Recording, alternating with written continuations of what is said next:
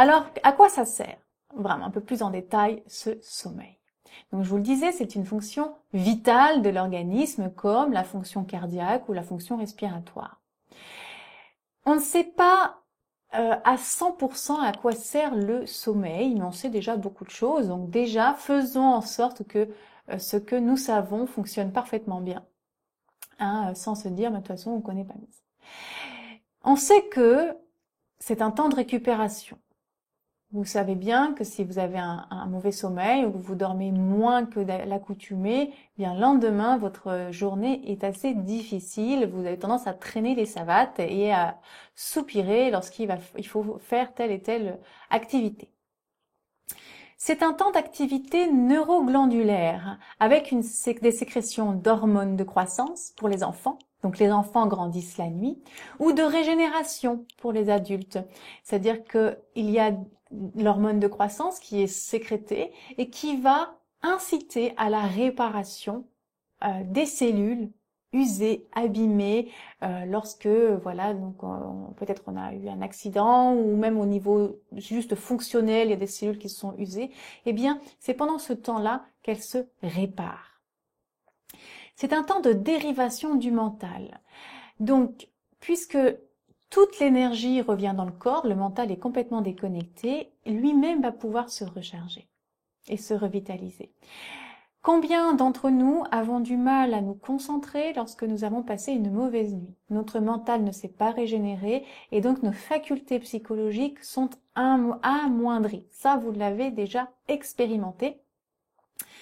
Si c'est pas le cas, eh bien écoutez, je vous félicite, mais bon, il est probable que vous ayez déjà passé une nuit courte et vous avez constaté les conséquences sur votre état psychologique le lendemain. C'est également un temps de stockage. Notre corps va faire les réserves de ce qu'il a emmagasiné, assimilé la nuit. Par exemple, le phosphore, qui est donc un élément qui va capter la lumière, hein, vous savez, le phosphore, c'est ce qui rend, ce sont ces petites, par exemple, c'est ce matériau dans lequel vous allez exposer à la lumière et qui du coup va être vert fluo, d'accord? Donc c'est un peu ça. C'est un peu ça le rôle du phosphore, c'est de capter la lumière et de la mettre en réserve dans la cellule nerveuse. Et puis, au fur et à mesure, ça va être réutilisé pendant la nuit pour les fonctions nocturnes. Mais il y a d'autres choses qui sont également stockées, hein, donc je ne vous ai pas tout détaillé, mais effectivement, il peut y avoir aussi, là j'entends certains d'entre vous, des stockages de graisse, les stockages, donc effectivement c'est un temps de stockage, donc les surplus non utilisés sont stockés la nuit. C'est un temps d'élimination. Alors il y a plusieurs périodes d'élimination.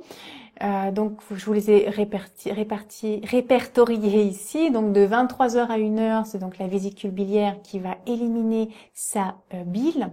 Le foie qui va se nettoyer, se purger entre 1h et 3h du matin. Donc souvent, lorsqu'une personne a des troubles du foie qui sont un peu congestionnés, on ne parle pas forcément de pathologie, hein, mais un foie qui est un peu surmené, eh bien il peut y avoir des réveils entre 1h et 3h du matin. D'accord ?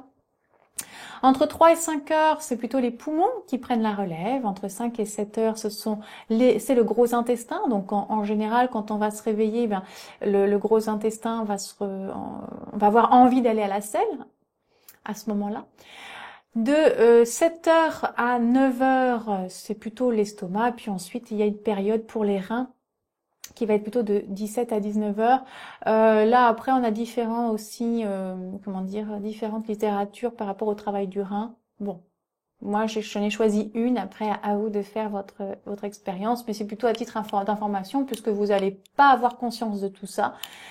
Pendant votre nuit, l'important, c'est que votre nuit soit complète et de qualité pour que toutes les fonctions aient lieu. C'est également un temps de recharge nerveuse, hein. Donc, comme je vous disais tout à l'heure, par rapport à la dérivation du mental, tout le système nerveux va se recharger et ça va avoir lieu plus particulièrement pendant le sommeil paradoxal. C'est en quelque sorte une remise en ordre des informations et une intégration des informations qui ont eu lieu pendant la journée. Et c'est ce qui va permettre à un moment donné, de créer de la cohérence dans nos informations psychologiques et même parfois de trouver des solutions. Combien d'entre nous, après une bonne nuit, se réveillent et se disent « Bon sang, mais c'est bien sûr, j'ai trouvé la solution ».